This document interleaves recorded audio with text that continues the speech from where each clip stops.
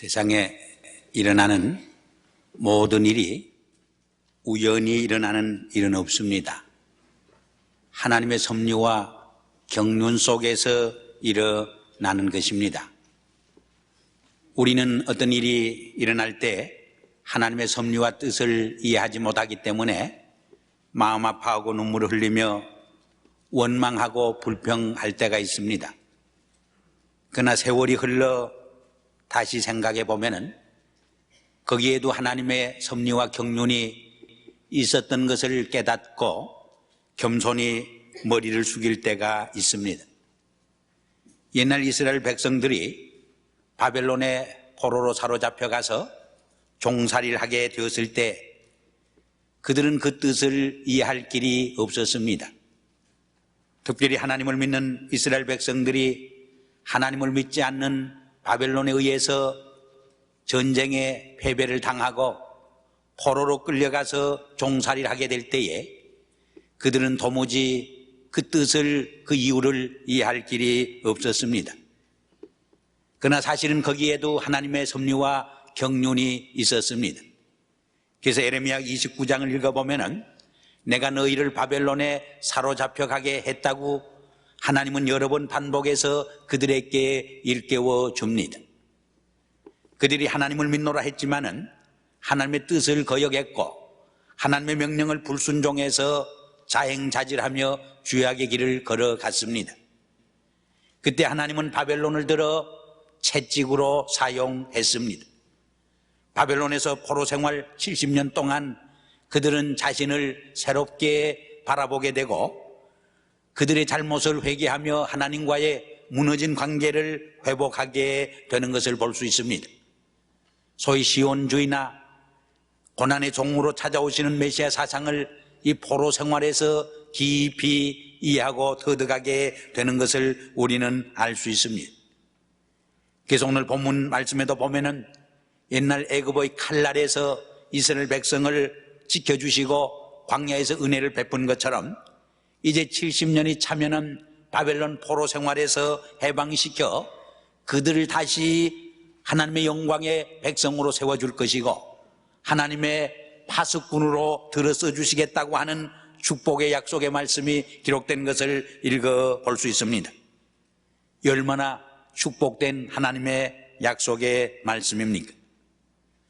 저는 지난 2주 동안 소련 선교 여행을 하면서 이 말씀을 깊이 묵상하면서 소련의 과거와 현재와 미래를 생각해 볼 수 있는 기회를 가졌습니다.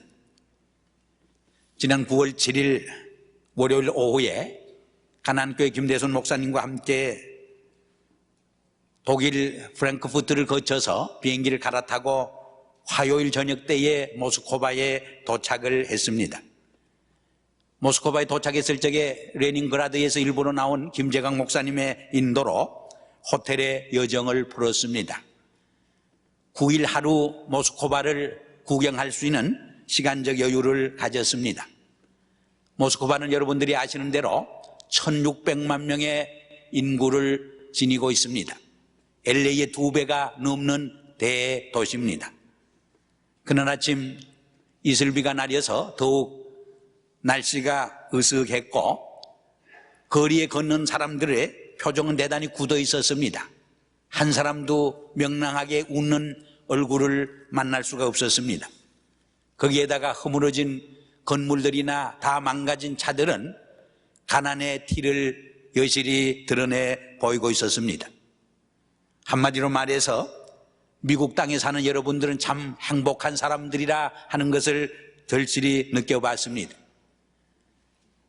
참으로 복된 삶을 살아가고 있는데 그것을 깨닫지 못해서 불평하고 짜증을 부리는 것이 아닌가. 그러기에 너무나 행복에 넘쳐서 삶의 넋두리를 하고 있는 것이 아닌가 하는 것을 절실히 느껴봤습니다.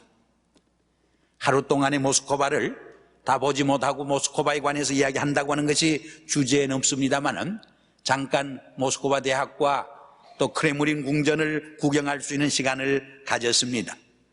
이 모스크바 대학은 죄수들을 동원해서 지은 건물로서 대단히 웅장한 건물이었습니다. 이 크레므린 궁전에 갔을 적에 대단히 인상적인 것이 하나 있었습니다. 세계에서 제일 크다고 하는 대포가 거기 장치되어 있었습니다. 근데 안내원 하는 말이 세계에서 제일 큰 대포지만은 한 번도 쏘아본 일이 없다고 합니다.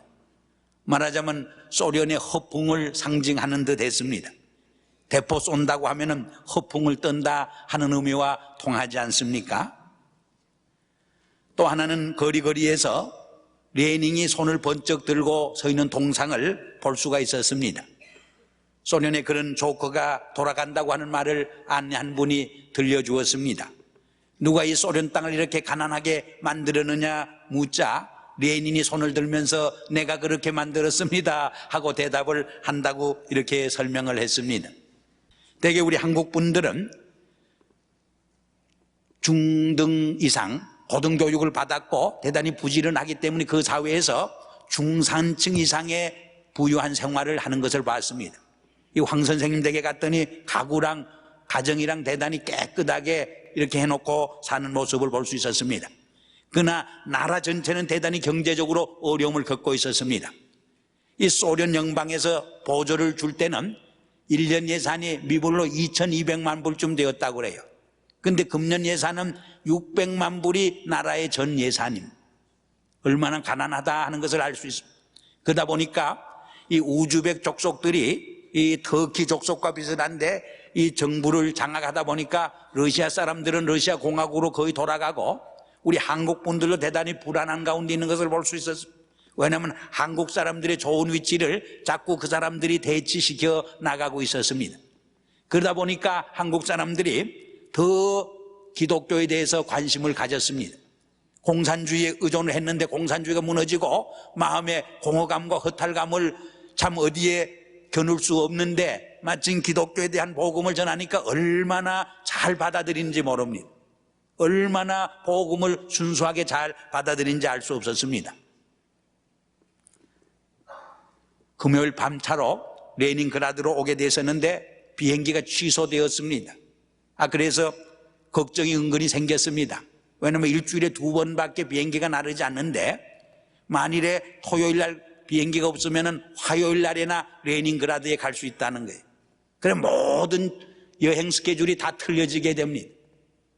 그래서 염려를 했습니다만 마침 토요일 날 비행기가 있어서 피터스버그로 레닌그라드로 도착을 할 수가 있었습니다. 거기에는 우리 교회가 지원하고 있는 김재광 목사님께서 선교 사역을 하고 계십니다. 1년 한 8개월 동안 선교 사역을 하는 가운데 그 교회도 500~600명 출석을 하고 있습니다. 한 1200명 등록을 하고 있습니다. 그 교회는 한국 사람과 또 러시아 사람이 반반 섞여 있는 교회였습니다. 한 10명의 직원이 있는데 2명은 소련 직원을 두었더니 자꾸 투닥투닥 서로 시기 질투하고 어려움이 생겨서 소련 직원은 내보냈다고 하는 말을 들려주기도 했습니다. 마침 그 주간에 평신도 신학교를 시작을 해서 40명의 젊은이들이 등록을 했습니다. 그래서 그분들이 2~3년간 훈련을 해서 그 지역에 많은 개척교회를 세울 계획을 가지고 있다고 하는 이야기를 들었습니다. 이 레닌그라드는 얼마나 아름다운 도시인지 알 수 없습니다. 아마 세계에서 가장 아름다운 도시의 하나였습니다. 그리고 러시아 제국 때 지은 건물이나 교회당을 보면 얼마나 웅장하고 화려하게 지었는지 알 수 없습니다. 저는 레닌그라드를 구경하면서 몇 가지 질문을 저 자신에게 해봤습니다. 이렇게 95% 이상이 히랍 정교의 크리스찬이었는데 어떻게 해서 그것이 무너져서 공산주의 사회로 바뀌었는가? 이 질문을 던져보지 않을 수 없었습니다. 두 번째로 지난 70년간 공산주의 치하에서 하나님은 침묵만 지키고 계셨는가? 그 70년간 공산주의 치하에서 하나님은 어떤 일을 하셨는가 하는 질문을 던지지 않을 수 없었습니다. 마지막 세 번째는 러시아 교회의 미래상이 어떤 것인가? 소련의 미래상이 어떤 것인가? 이런 질문을 조용히 던져보지 않을 수가 없었습니다. 이 러시아 제국은 크리스찬 귀족들이 다스렸습니다. 95%의 재산이 전부 크리스찬 귀족의 것이었습니다. 그들은 그 재산과 물질을 가난한 시민과 나누어 갖지를 않았습니다. 시민들은 일생을 땀을 흘리고 노동을 해도 집 한 칸 살 수가 없었습니다. 이런 상황 속에서 레닌이 일어나서 정말 계급 없는 노동자의 천국을, 파라다이스를 내가 세워주겠다 했을 적에 하룻밤 사이에 고만 히랍 종교가 무너지고 러시아 제국이 무너지고 공산주의 사회가 되어버린 것입니다. 우리가 잘 아는 유명한 에피소드가 있습니다. 1917년 혁명이 나던 전날 밤에 레닌그라드 한 모임에서는 이 공산혁명을 하는 지도자들이 어떻게 혁명을 성공시킬 것인가를 진지하게 논의하고 있었습니다. 그러나 교회당에서는 교회 지도자들이 모여서 성직자의 가운의 길이가 한치 더 길어야 하느냐 짧아야 하느냐 그 일로 다투고 싸움하고 서로 불화하고 있었던 것입니다.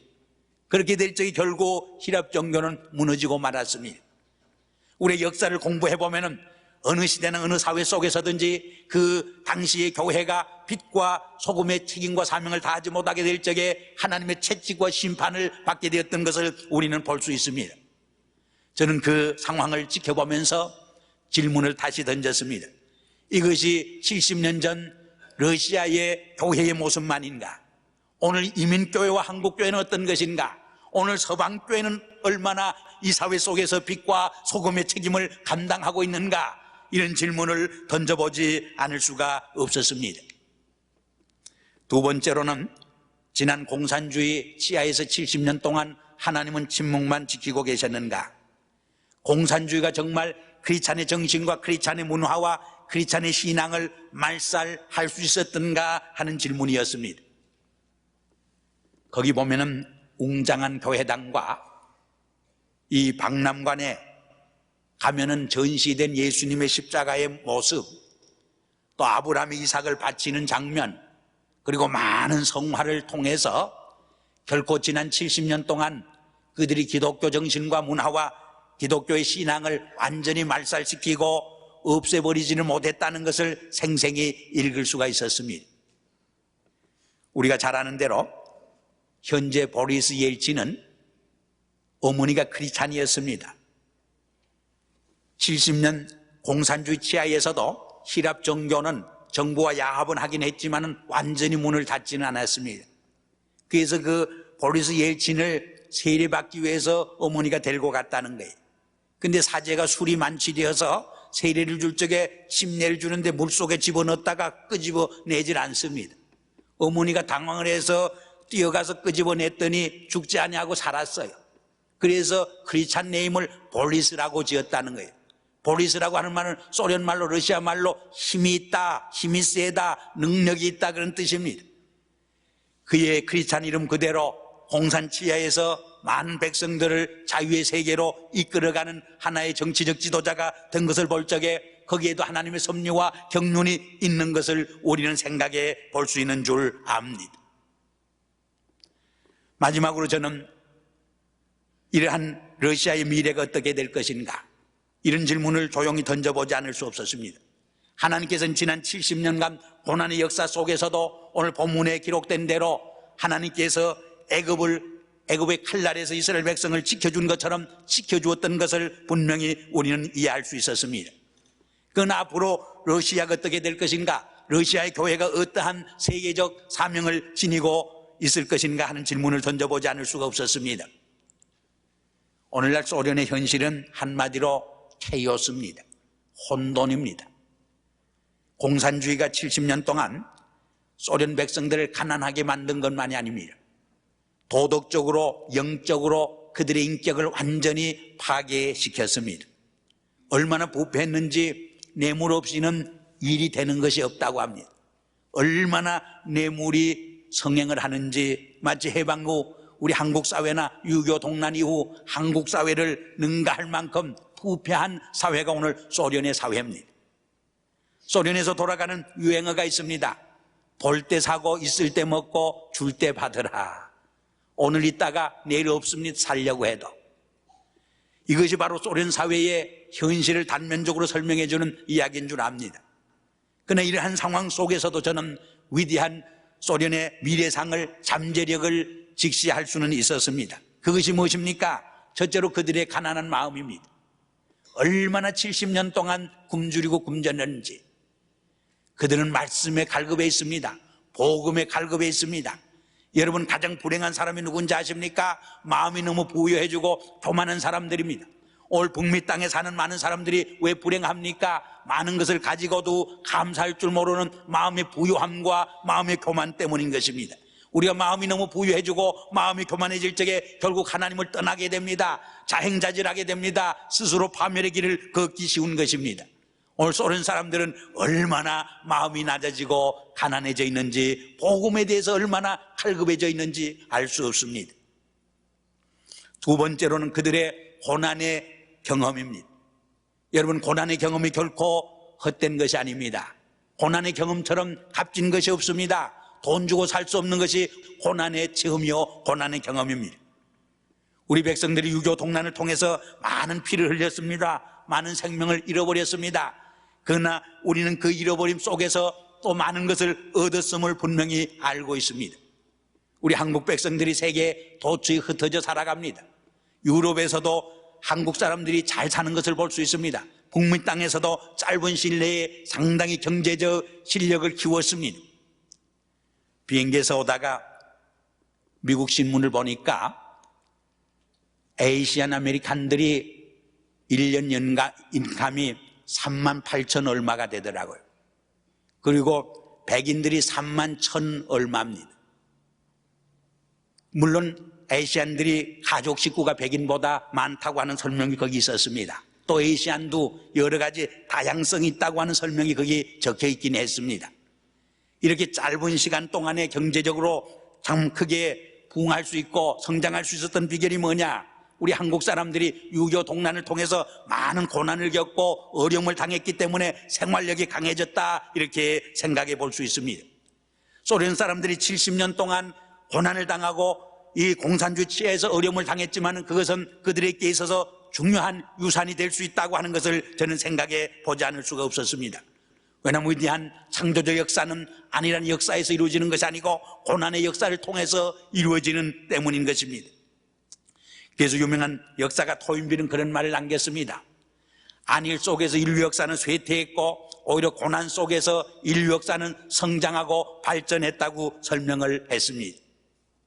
아닌 게 아니라 소련에서 미국으로 돌아오는 길에 스웨덴에 잠깐 들렸습니다. 스톡홀름에 들렸더니 소련에서 스톡홀름을 가보니까 더 아름다운 것 같아요. 얼마나 문화시설이나 거리가 깨끗하고 도시가 아름다운지 마치 그림에서 보는 정원 도시와 같았습니다. 근데 안내하는 집사님께서 그런 말씀을 했습니다. 너무 사회복지제도가 잘 돼 있고 생활이 안정되어 있기 때문에 많은 사람들이 우울증에 디프레션에 걸려 있다는 것, 얼마나 많은 사람들이 자살을 하는지 모른다는 것입니다. 오히려 너무나 평안하고 사회복지제도가 잘 되어 있기 때문에 스웨덴 사람들이 이제는 창조성을 완전히 잃었다고 그런 설명을 하는 것을 들을 수 있었습니다. 옳은 말입니다. 고난의 역사 속에서 놀라운 창조의 사건이 일어나는 것을 우리는 볼 수 있습니다. 이 점에서 소련 사람들이 그동안 70년 동안 바벨론의 포로로 사로잡혀 가서 고생을 당한 이스라엘 백성처럼 어려움을 당했지만은 그들에게는 이 낮은 마음을 얻게 되었고 또한 고난의 경험을 체험하게 되었다고 하는 것은 값진 일이 아닐 수 없습니다. 세 번째로 이 소련 사람들은 굉장한 문화적 유산이 있습니다. 굉장한 저력이 있는 백성입니다. 도스토옙스키나 톨스토이나 차이콥스키나 위대한 문학가나 예술가가 얼마나 그들에게 있는지 모릅니다. 레닌그라드에 있을 적에 한 수도원을 방문했는데 그 정원에 도스토옙스키의 무덤이 있고 차이코프스키의 무덤이 있는 것을 보고 저희들이 그것을 통해서 많은 것을 느끼고 배웠습니다. 또 하루 저녁에는 발레를 한다고 해서 백조의 호수라고 하는 그 구경을 제가 갔습니다. 왜냐하면 그 발레의 주연을 하는 남자 주인공이 한국 사람이에요. 아버지는 한국 사람인데 어머니가 소련 사람입니다. 그래서 꼭 한번 가보자고 해서 가봤는데 얼마나 발레를 잘하는지 모르겠어요. 제가 카나다에 있을 적에 한번 백조의 호수라고 하는 발레를 구경한 일이 있는데 비교가 안 될 정도로 얼마나 그 예술에 섬세하고 정말 창조성이 있는지 알 수 없는 것을 느낄 수 있었습니다. 이렇게 마음이 가난하고 고난의 경험이 그들에게 있고 이렇게 위대한 하나의 문화적 유산을 가진 그들이 복음을 받아들여서 복음 안에서 새로워지고 거듭나게 될 적에 그들은 분명히 인류 역사에 위대한 기여와 공헌을 할 수 있는 가능성을 가진 잠재력을 지닌 백성이라 하는 것을 다시 한번 확인할 수가 있었습니다. 오늘 본문에 보면은 바벨론에 70년 동안 포로된 이스라엘 백성을 향하여서 하나님께서 예레미야 선지를 통해서 주시는 말씀이 있습니다. 이 말씀이 바로 오늘 소련 백성과 소련 교회를 향해 주시는 하나님의 말씀이 아닌가 이런 생각을 저는 깊이 해봤습니다. 처녀 이스라엘아, 내가 다시 너를 세우리니 내가 새움을 입을 것이요 내가 다시 속으로 너를 장식하고 즐거운 무리처럼 춤추며 나올 것이며 내가 다시 사마리아 산들에 포도원을 심되 심는 자가 심고 그 과실을 먹으리라. 에브라임 산 위에서 파수꾼에 외치는 날이 이를 것이라. 이르기를 너희는 일어나라 우리가 시온에 올라가서 우리 하나님 여호와께로 나아가자 하리라. 이러한 역사가 소련 교회를 통해서 그들이 복음 안에서 새로워질 적에 이루어질 거라 하는 가능성을 보면서 마음의 흐뭇함을 가지고 돌아올 수 있었습니다. 물론 마음에 또 하나의 무거움과 책임감을 가지고 오기도 했습니다. 타스켄 공항에서 또 레닌그라드 공항에서 우리를 환송하는 그 권 선교사와 김재관 선교사께서 퍽 어려움이 많은 줄 믿었습니다. 손수건을 꺼내서 눈물을 흘리는 모습을 볼 적에 그들이 선교 사역에서 얼마나 고생을 하며 고독한가 하는 생각을 해봤습니다. 이 권 선교사는 처녀입니다. 몸이 연약해서 2주 동안 병석에서 고생을 했다고 하는 이야기도 들려주었습니다. 그러한 어려움 속에서도 복음을 증가하기 위해서 헌신하는 모습을 볼 적에 오늘 미국에 있는 교포교회나 한국교회가 그들을 지원하고 소련 선교를 위해서 해야 할 사명과 책임이 얼마나 큰가를 절실히 느끼지 않을 수가 없었습니다. 어떻게 서방교회와 한국교회와 이민교회가 협력해서 효과적으로 선교할 것인가 하는 과제를 안고 있음을 깊이 느낄 수가 있었습니다.